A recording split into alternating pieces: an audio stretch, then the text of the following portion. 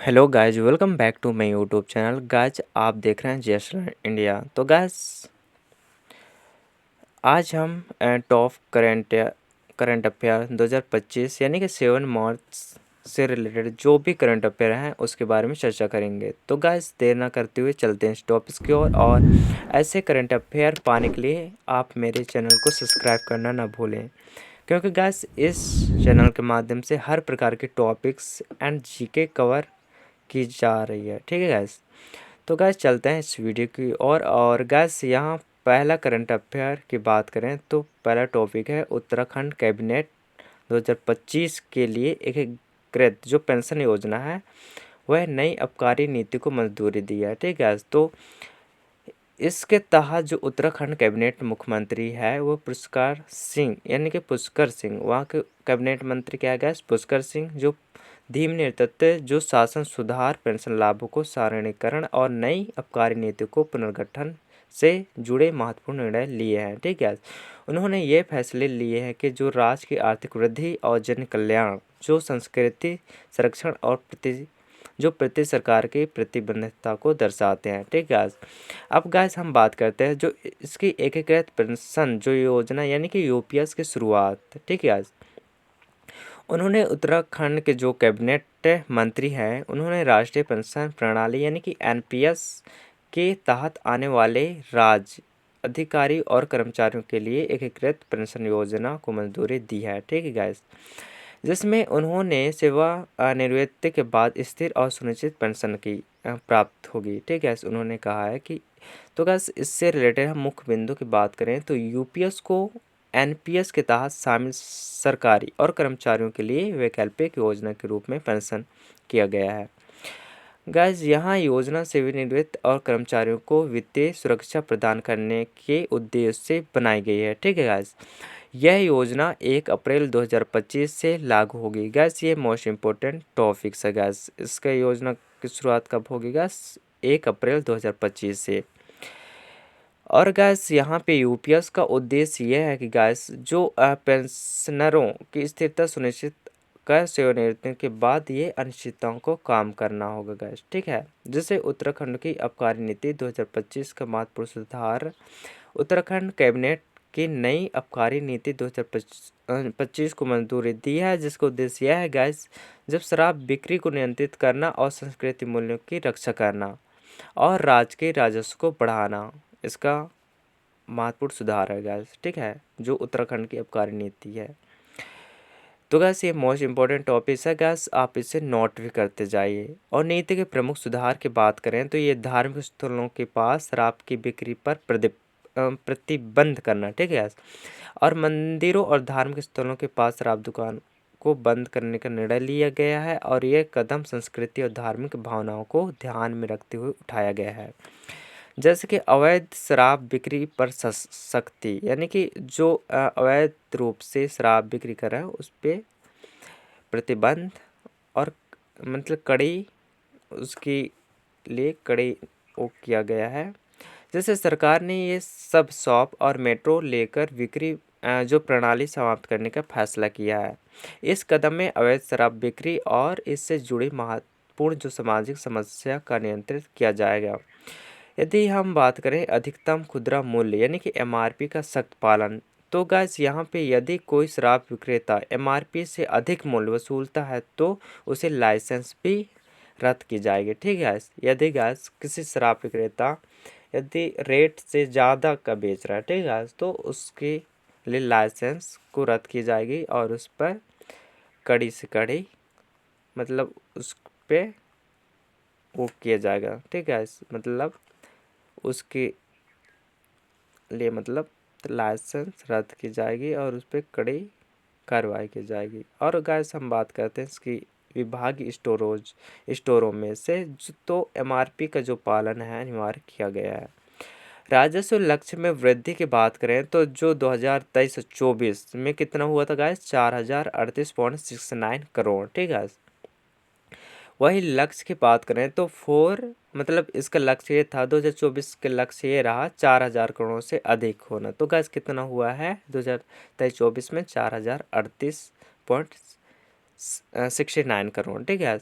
वही बात करें 2024-25 में, तो अब तक 4000 करोड़ हो चुका है, प्लस इसका लक्ष्य है 4 यानी कि 4439 करोड़, ठीक है। 2025-26 की बात करें तो ये आगे 2025-26 में बढ़कर ये 5060 करोड़ का राजस्व लक्ष्य निर्धारित किया गया है। इस नई आबकारी नीति के राजस्व जो सरकार है शराब बिक्री को नियंत्रित करने का, उपभोक्ता अधिकारों और सुरक्षा करने का, राजस्व वृद्धि सुनिश्चित करने का लक्ष्य रखती है, ठीक है।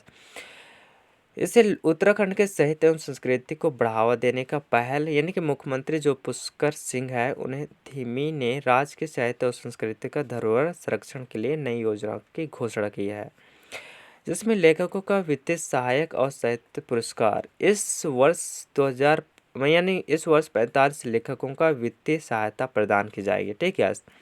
गैस मोस्ट इम्पोर्टेंट है गैस, उत्तराखंड साहित्य भूषण पुरस्कार के साथ 21 नए साहित्य पुरस्कार शुरुआत की गई है और मुख्यमंत्री ने कहा कि यह वित्तीय सहायता सिर्फ आर्थिक सहयोग से नहीं बल्कि यह उत्तराखंड के समृद्ध साहित्य और संस्कृति विरासत से सहेजने की प्रतिबद्धता की है।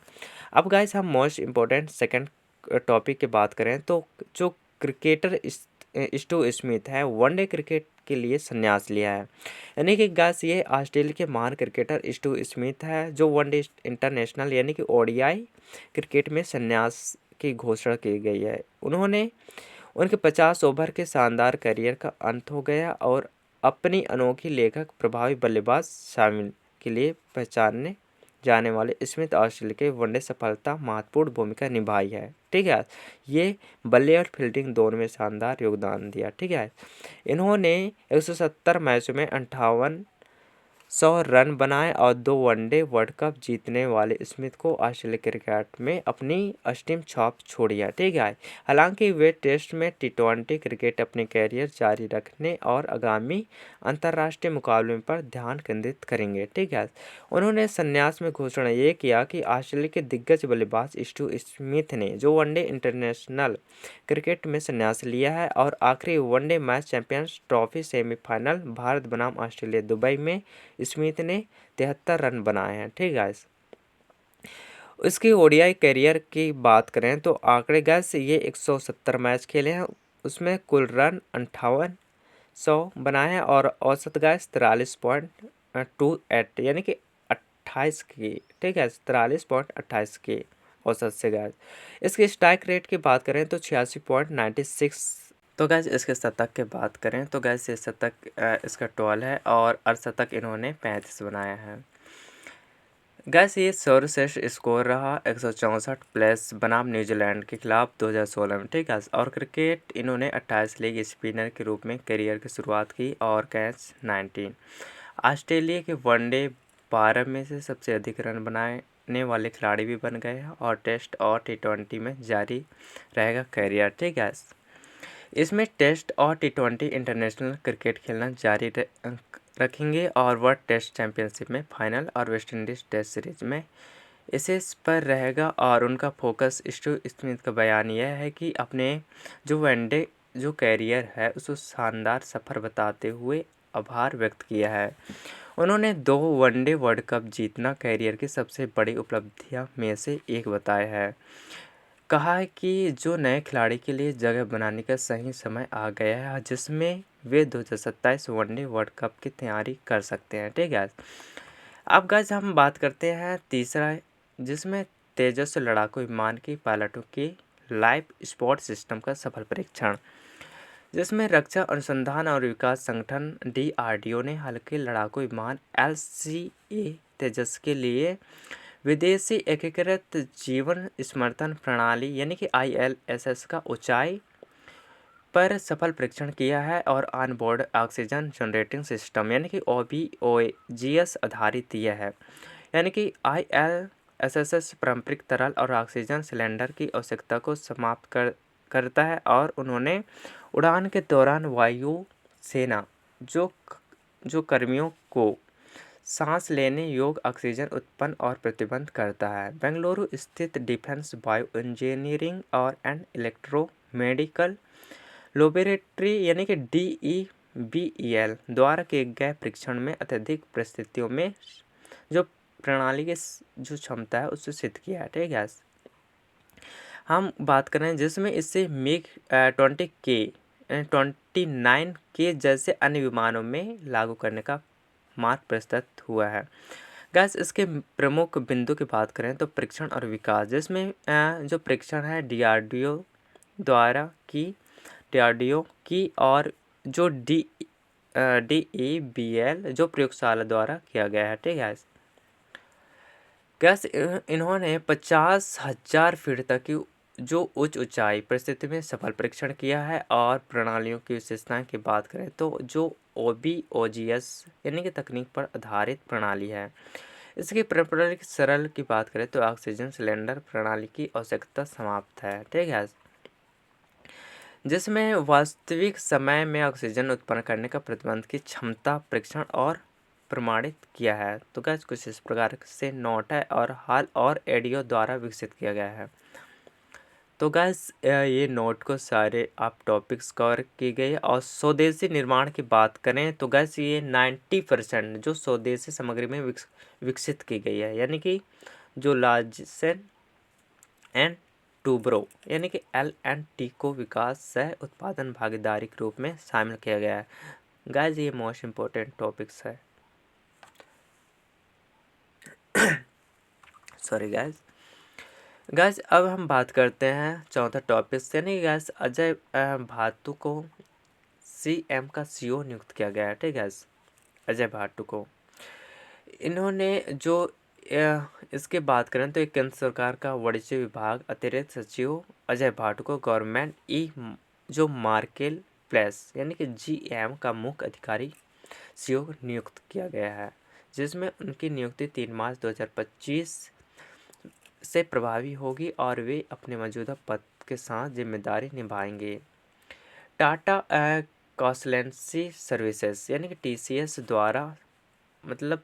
द्वारा संचालित एक नई पीढ़ी का डिजिटल मार्केट प्लेस में बदलने के लिए एक कदम उठाया गया है। और गुजरात कैलेंडर के 99 बैच के IAS अधिकारी अजय भाटू की बात शासन, शहरी और संरचना विकास और नीति कार्यान्वयन में व्यापक अनुभव है। ठीक है, इसके मुख्य बिंदु की बात करें तो नियुक्ति और जिम्मेदारी, जिसमें अजय भाटू को 3 मार्च 2025 को GEM के CEO के रूप में नियुक्त किया गया है। वे वाणिज्य विभाग में अतिरिक्त सचिव के रूप में अपनी मौजूदा भूमिका जारी रखेंगे। पेशेवर अनुभव की बात करें तो 99 बैच के गुजरात कैलेंडर के IAS अधिकारी रहे। ठीक है, इसकी नीति निर्माण और कार्यान्वयन 20 से अधिक वर्षों का अनुभव है। ठीक है, 20 साल से अधिक एक्सपीरियंस है। ठीक है गैस, इसके पूरे राष्ट्रपति रामनाथ कोविंद के संयुक्त सचिव रह चुके हैं। ठीक है, अब बात करें गुजरात जो समुद्री बोर्ड यानी कि GMB के CEO और राजकोट का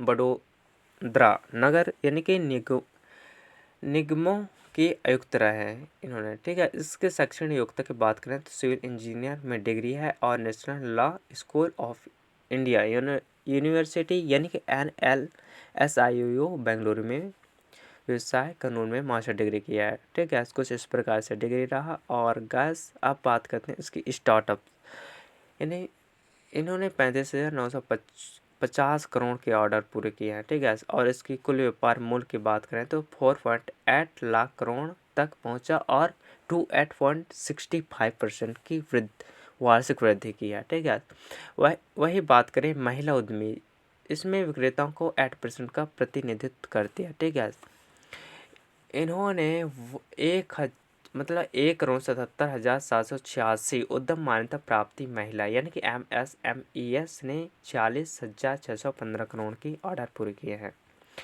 जिसमें GM का रणनीति परिवर्तन यह है कि गैस TCS के सहयोग और GM को अगली पीढ़ी के डिजिटल मार्केट प्लेस में बदला जा सकता है। ठीक है, इसके स्टार्टअप छोटे व्यवसाय और सहकारी खरीदारों तक पहुंच बढ़ाने का लक्ष्य है। ठीक है, अब बात करते हैं गैस 5वां टॉपिक, जिसमें टेबल टेनिस के दिग्गज खिलाड़ी शरत कमल ने लिया संन्यास। गैस इन्होंने जो टेबल टेनिस खिलाड़ी जो अचंता शरत कमल ने पेशेवर टेबल टेनिस का संन्यास की घोषणा कर दिया है। उनको विदाई टूर्नामेंट जो WTTS का जो कंटेंडर होगा जो 25 से 30 मार्च 2025 का चेन्नई के नेहरू जो इंडोर स्टेडियम में आयोजित होगा।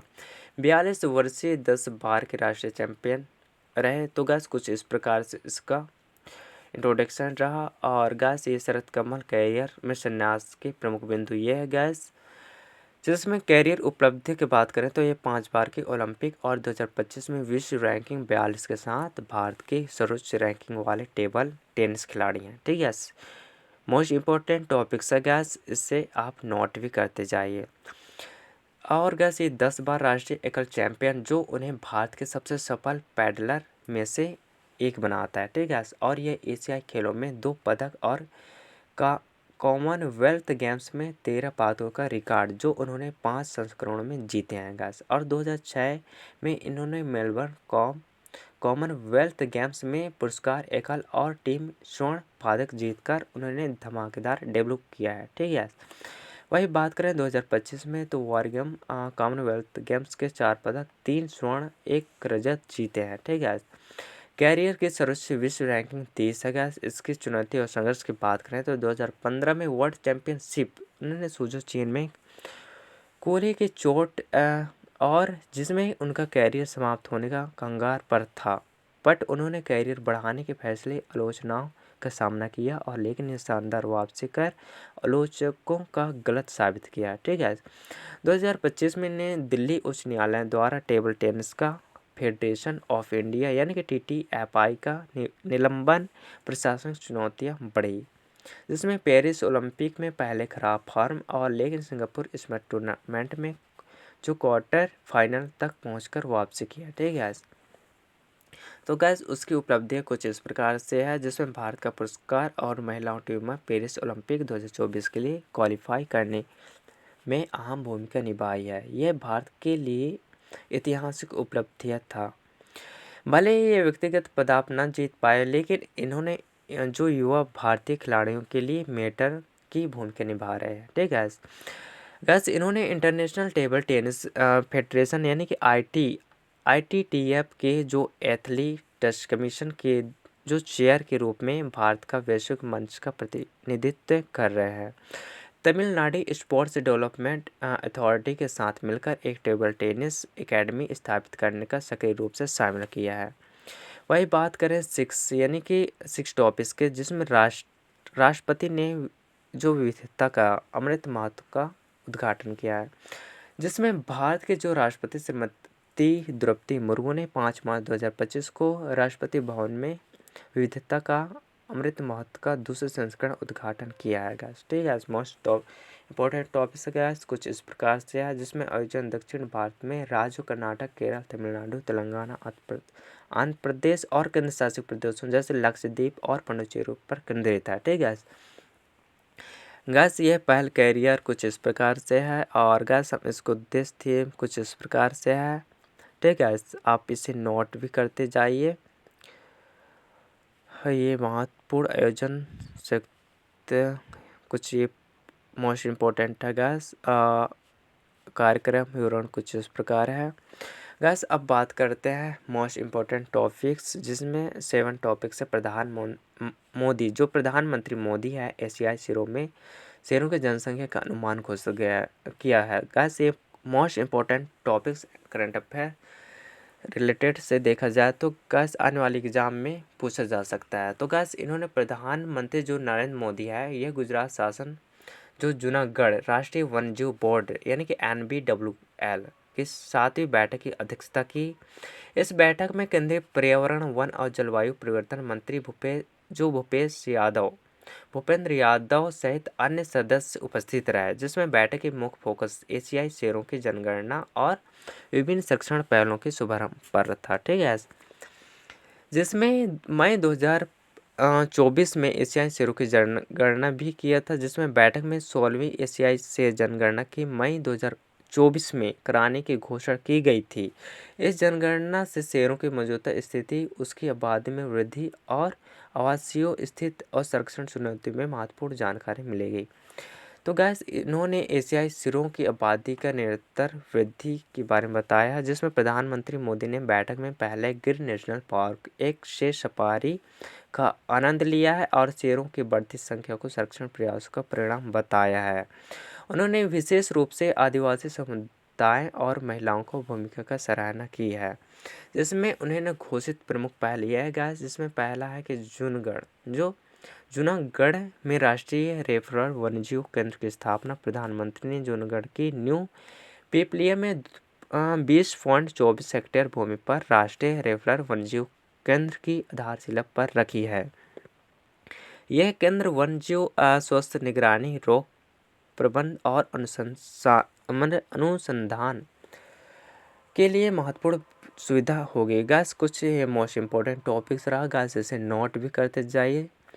गैस हम बात करते हैं कोयम्बटूर, जो मानव वन्यजीव संघर्ष जो प्रबंधक केंद्र है, ठीक है। इन्हें बढ़ते मानव, तो गैस कुछ इस प्रकार से टॉपिक्स है गैस, इसे आप नोट भी करते जाइए, ठीक है गैस। अब बात करते हैं इसके राष्ट्रीय वन्यजीव बोर्ड यानी कि NPWS की भूमिका क्या थी गैस। इन्होंने राष्ट्रीय वन्यजीव बोर्ड यानी कि NPWS भारत में वन्यजीव संरक्षण नीतियों का आकार देने वाली जो प्रमुख सलाहकार संस्था, और इसमें कुल 47 सदस्य होते हैं, ठीक है, जिनमें शामिल है गैस प्रधानमंत्री नरेंद्र मोदी अध्यक्ष, केंद्रीय पर्यावरण, वन और जलवायु परिवर्तन मंत्री भूपेंद्र यादव उपाध्यक्ष रहे, ठीक है। तो गैस ये मोस्ट इम्पोर्टेंट टॉपिक्स है। और विभिन्न राज्यों प्रतिनिधित्व की बात करें तो जो NGO मुख्य वन्यजीव संरक्षण और राज्य के सचिव भारतीय सेना प्रमुख रहे हैं, ठीक है। इसके परियोजना लैंड की बात करें तो 2900 करोड़ की संरक्षण योजना है। इस केंद्र सरकार ने एशियाई शेरों के दीर्घकालिक संरक्षण के लिए 2900 करोड़ की परियोजना लैंड की मंजूरी दी है। गैस बात करें एशियाई शेरों केवल गुजरात में पाए जाते हैं और ये परियोजना के तहत उनके संरक्षण को मंजूरी किया गया है। तो गैस कुछ मोस्ट इम्पोर्टेंट टॉपिक्स ये रहा, तो गैस आप नोट भी करते जाइए वीडियो को पॉज करते हुए। बट गैस आप पहले वीडियो को पूरी एंड तक वॉच कीजिए, फिर उसके बाद आप नोट करते जाइए कॉपी में। गैस ये मोस्ट इम्पोर्टेंट टॉपिक्स है 7 मार्च 2025 का, ठीक है। अब गैस इसकी गुजरात के जो एशियाई शेरों की वर्तमान स्थिति की बात करें तो शेर अब गुजरात के 9 जिलों में जो 53 तालुकाओं में लगभग 30,000 वर्ग किलोमीटर क्षेत्र में फैले हुए हैं, जिसमें ग्रेटर गिर क्षेत्र उनका मुख्य आवास बना हुआ है। और राज्य सरकार और भारतीय रेलवे शेर की रेलवे ट्रैक में मृत्यु रोकने के लिए मानक संचालन प्रक्रियाएं SOPS लागू की गई है, जिसमें गिर में संरक्षण और संरचना को सुदृढ़ करना है, ठीक है। कुछ इस प्रकार से है गैस, आप इसे वीडियो को रोक के आप इसे नोट भी करते जाइए। गैस अब आता है मुख्य बिंदु, इसमें अनुमोदन एवं लागत की बात करें तो इसमें मंजूरी क्या दिया है, आर्थिक मामले में मंजूरी CCEA ने मंजूरी दी है, जिसके अनुमानित लागत था गैस ये 4 यानी कि 4081.28 करोड़ का, ठीक है। इसके निर्माण मोड की बात करें तो ये एक डिजाइन, बिल्ड, फाइनेंस, ऑपरेशन और ट्रांसफर यानी कि DBFOT के मॉडल के तहत ये सार्वजनिक निजी भागीदारी PPP के विकसित किया गया। गैस ये मोस्ट इम्पोर्टेंट गैस, ठीक है। इसकी प्रयुक्त तकनीक कुछ इस प्रकार से है, जिसमें 3S प्रणाली जो उन्नत रोपण तकनीक रहेगा। और इसकी यात्री क्षमता की बात करें तो प्रति घंटे प्रति दिशा यानी कि 1800 यात्री, जिसमें प्रतिदिन 18,000 यात्री कर सकेंगे, ठीक है, PPHPD के तहत, ठीक है। ये गैस मोस्ट इम्पोर्टेंट गैस। और गैस हम इसकी यात्रा समय में कमी, वर्तमान 8 या 9 घंटे लगने वाली यात्रा केवल 36 मिनट में पूरी होगी गैस, ठीक है।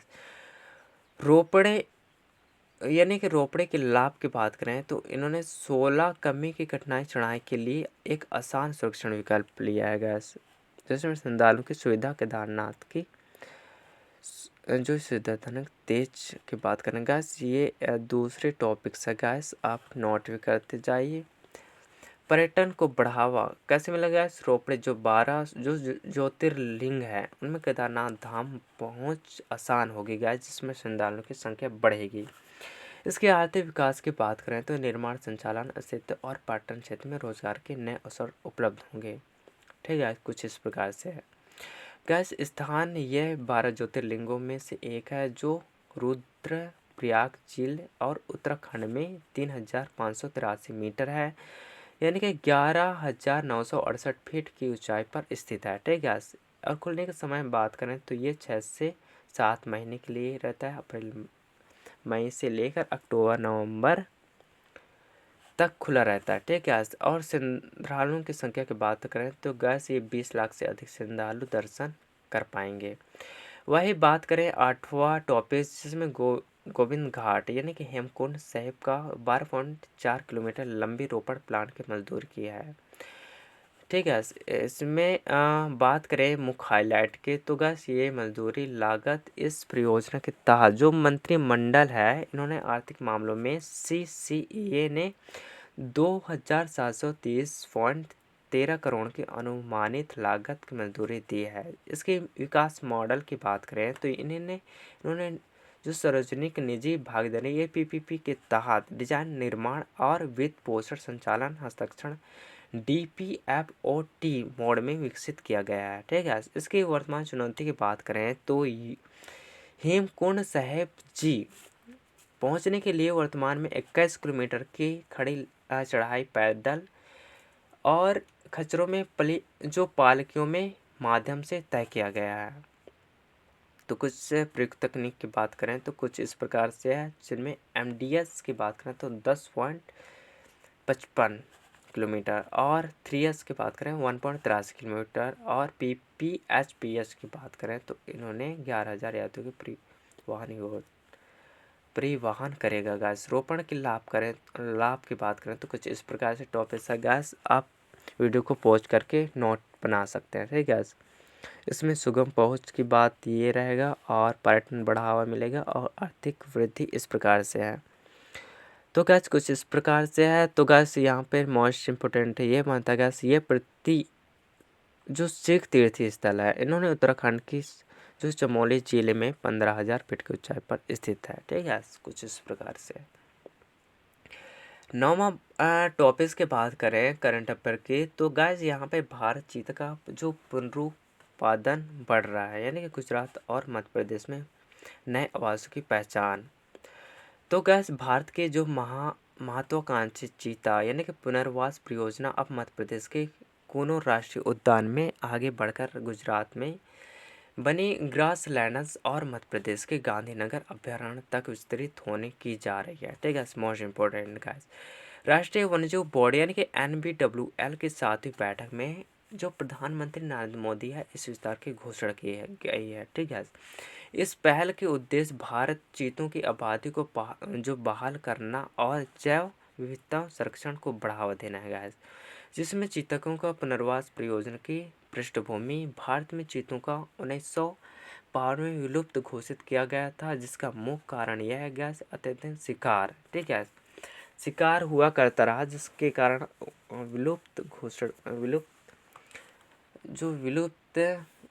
घोषित किया गया था और इसके कारण यह गया शिकार होता रहा। ठीक है। इसके जो प्रजाति फिर से भारत में बसने लगे हैं, जिसमें सरकार ने अफ्रीका देशों में सहयोग विश्व की पहली अंतर महाद्वीपीय बाघों में स्थानांतरित परियोजना शुरू की गई है। कोनो राष्ट्रीय उद्यान चीतों का पुनर्वास है। तो गैस मोस्ट इम्पोर्टेंट टॉपिक्स है गैस कोनो राष्ट्रीय उद्यान। ठीक है। जिसमें सितंबर 2022 में नमीबिया में 8 चीते भारत लाए गए हैं और भारत जो फरवरी 2023 है दक्षिण अफ्रीका से 12 चीते और इन सभी चीतों को मध्य प्रदेश में कोनो राष्ट्रीय उद्यान में छोड़ा गया है। ठीक है। यानी कि KNP शॉर्टकट है। ठीक है। अब तक 7 चीतों का मृत्यु विभिन्न कारणों से हुई है, जिनमें सेप्टिसिमिया प्रमुख था। चीतों ने कोनो का सफल प्रजनन किया, जिसमें 17 सौंग जन्मे, जिनमें से 12 जीवित हैं और 5 डेथ हो गया। ठीक है। और नए चित्त का आवास पहचान अब चित्त को पुनर्वास परियोजना के तहत जो विस्तार निम्नलिखित 2 स्थानों में किया गया है। तो गैस बनी गैसलैंड्स गुजरात में रखा गया है, जिसमें 2500 वर्ग किलोमीटर तक फैला है। ठीक है। इसकी प्रमुख विशेषताएं की बात करें तो इसी का सबसे बड़े उसके ट्रीटमेंट घास के मैदान में से एक है घास, ठीक है घास। ये इसमें से बनी भैंस, कांकरेस, गाय, ऊँट, बकरी, भेड़ और घोड़े यहाँ पर पाए जाते हैं। यहाँ 250 से अधिक पक्षी प्रजाति पाई जाती है, जिसमें गैस प्रवासी पक्षी शामिल भी हैं। अफ्रीका सवान की बात करें तो चीतों के अनुकूल वातावरण प्रदान करता है इस क्षेत्र पर, ठीक है। सेकेंड बात करें गांधी सागर अभ्यारण्य मध्य प्रदेश, जिसमें गैस कुछ इस प्रकार से टॉपिक्स है गैस, और आप इसे नोट भी करते जाइए, ठीक है गैस। इसके वैज्ञानिक शिक्षण महत्व कुछ इस प्रकार से है, जिसमें जैव विविधता और परिस्थिति संतुलन का बढ़ावा, ठीक है। तो कुछ इस प्रकार से टॉपिक्स है, इसे नोट भी करते जाइए। वही मोस्ट इम्पोर्टेंट टॉपिक्स ये है गैस, भारत में चीतों ऐतिहासिक उपलब्धियों का बहाल करना। तो गैस ये 50 चीतों का विभिन्न राष्ट्रीय उद्यानों में वन्यजीव अभ्यारण्य में बचने का लक्ष्य रखा गया है। मोस्ट इम्पोर्टेंट टॉपिक्स गैस, ठीक है। लेकिन कुछ चुनौती का समाधान करना आवश्यक होगा गैस, क्योंकि पहला टॉपिक्स है मृत्यु दर और स्वास्थ्य संबंधित चिंताएं, जिसमें कुल में 7 चीताओं की मृत्यु भी हो गई है गैस। बहुत दुख की बात है गैस। तो गैस ये मोस्ट इम्पोर्टेंट है। और अब बात करते हैं नए आवासों में अनुकूल, जिसमें बनी ग्रेसलैंड्स है नए आवासों में से। यह कहाँ गैस? गांधी सागर, यानी गुजरात में भी, ये गुजरात में स्थित है गैस। अब गैस मोस्ट इम्पोर्टेंट गैस ये बैंकों के लिए मोस्ट इम्पोर्टेंट हो सकता है गैस करंट अफेयर। तो गैस 10 टॉपिक्स है बैंक्स एग्जाम के लिए, और सारे एग्जाम, सारे जो करंट अफेयर्स है गैस, सारे करंट अफेयर है, सारे एग्जाम के लिए मोस्ट इम्पोर्टेंट साबित हो सकता है गैस। और ऐसे करंट अफेयर के लिए मेरे चैनल को सब्सक्राइब करना ना भूलें, जिसमें गैस ये आपका भाई का चैनल है, और गैस इस चैनल के माध्यम से हम GK plus current affair plus GS भी स्टडी अवेलेबल है गैस। आप चैनल को सब्सक्राइब कीजिए और ऐसे करंट अफेयर से, मोस्ट इम्पोर्टेंट करंट अफेयर से जुड़िए, और आप आने वाले आगामी परीक्षा में 100% क्या 1000% आप सफल होंगे। तो गैस ये डेली बेसिस में अब मैं लाते जाऊंगा, आप इसे नोट करते जाइए, और आप आने वाले आगामी परीक्षाओं में अवश्य सफल होंगे। तो गैस यहाँ पे 10 टॉपिक्स है। आरबीआई अजीत रत्नाकर जोशी का कार्यकारी निदेशक नियुक्त किया है। इन्होंने भारतीय रिजर्व बैंक यानी कि अजीत रत्नाकर जोशी, जो अपने नए कार्यकारी यानी कि एडी के रूप में नियुक्त किया गया है, और 3 मार्च 2025 में प्रभावित होंगे। जिसमें डॉक्टर जोशी आंकड़ा सूचना प्रबंध विभाग यानी कि department of static and information management यानी कि DSIM तथा वित्तीय स्थिरता विभाग फाइनेंस जो स्टेबिलिटी डिपार्टमेंट FSD की निगरानी करेंगे, ठीक है, निगरानी करेंगे। जिसमें जोखिम प्रबंधन 30 से अधिक वर्षों के अनुभव के साथ पद पर कार्यभार ग्रहण कर रहे हैं। और इसके मुख्य बिंदु की बात करें तो डॉक्टर अजीत रत्नाकर जोशी की नियुक्ति 3 मार्च 2025 में भारतीय रिजर्व बैंक के कार्यकारिणी यानी एडी के रूप में नियुक्त किया गया है, और आंकड़ा और सूचना प्रबंधन विभाग वित्तीय स्थिरता विभाग की जिम्मेदारी संभालेंगे, ठीक है। तो गैस कुछ इस प्रकार से है, और जिसमें सूचना प्रौद्योगिकी साइबर जोखिम प्रबंधन 30 से अधिक वर्षों अनुभव है, ठीक है। इसकी शैक्षणिक योग्यता की बात करें तो गैस कुछ ये master degree in statistical Nagpur से किया है, ठीक है, नागपुर विश्वविद्यालय से। जिसमें ITI मद्रास में मौद्रिक अर्थशास्त्र से PhD भी किया है, ठीक है। कुछ इस प्रकार से मोस्ट हैं। इसके अनुभव और अन्य भूमिका की बात करें तो IFP के प्रमाणित सहयोगी भी है, जिसमें CAAIIB है, ठीक है, हैदराबाद में विकास अनुसंधान बैंकिंग प्रौद्योगिकी संस्थान की IDRBT में फैकल्टी के रूप में कार्य किया गया है, ठीक है। ये विभिन्न माइक्रो इकोनॉमिक्स और स्टैटिकल और रीति निर्माण में जुड़े कार्य समूह और समितियों में भागीदारी की है, ठीक है। मोस्ट इम्पोर्टेंट गैस, ये मोस्ट इम्पोर्टेंट बैंक के नज़रिए से देखें तो मोस्ट इम्पोर्टेंट गैस, ठीक है, इसे नोट करते जाइए, और सारे एग्जाम में पूछे जा सकते हैं गैस। अब गैस हम बात करते हैं 11 टॉपिक, जिसमें सुरबन बोस को अद्वितीय शिक्षा में क्रांति लाई यानी कि गैस हेतु सम्मिलित किया गया है, जिसमें डॉक्टर सुरबनो बोस अंतर्राष्ट्रीय होटल प्रबंध संस्थान अध्यक्ष जो लाइफ स्टाइल्स अचीवमेंट इन जो हॉस्टी स्टेबिलिटी एंड एजुकेशन थ्रू पुरस्कार सम्मानित किया गया गैस टेक्नोलॉजी, यानी through technology, education through technology. Gas ये मोस्ट इम्पोर्टेंट गैस। यह पुरस्कार केंद्रीय पर्यटन मंत्री गजेंद्र शेखावत द्वारा वाइब्रेंट भारत ग्लोबल समिति 2025 में प्रदान किया गया। ठीक है गैस, ये मोस्ट इम्पोर्टेंट गैस। और इन्होंने गैस हार्मोलाइजेंस human touch AI in tourism and hospitality भी लॉन्च की है। ठीक है, इसके मुख्य बिंदु की बात करें तो गैस ये सुरबनो बॉस का पुरस्कार अहम योगदान रहा, जिसमें लाइफ स्टाइल्स अचीवमेंट और हॉस जो hospitality and education through technology पुरस्कार भी सम्मानित है। ठीक है, इन्होंने गैस ये शिक्षा AI के एकीकरण अग्रणी भूमिका निभाने के लिए सम्मानित किया गया है, जिसमें केंद्रीय पर्यटन मंत्री गजेंद्र शेखावत ने वाइब्रेंट भारत ग्लोबल समिति 2025 में पुरस्कार प्रदान की गई है। ठीक है, कुछ इस प्रकार से है।